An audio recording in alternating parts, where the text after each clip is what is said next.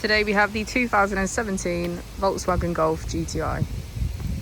This vehicle has done just under 28,000 miles. It has a manual transmission and a petrol fuel type. To the left of our steering wheel we have cruise control as a feature, and on the right we have voice control and our automatic headlights. Moving on to our screen, on our left we can access our radio, media, smartphone integration and voice control. On the right we have navigation, Apple and Android CarPlay and MirrorLink, our performance monitor and menu. If we put the vehicle into reverse, we can see that it comes with a parking camera with front and rear parking sensors.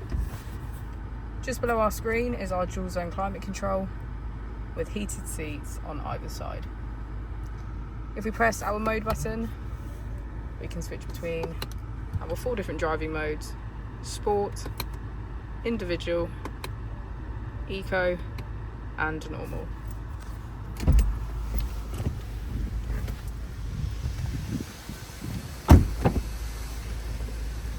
As we go into the back of the vehicle, we can see that it has a full leather black interior.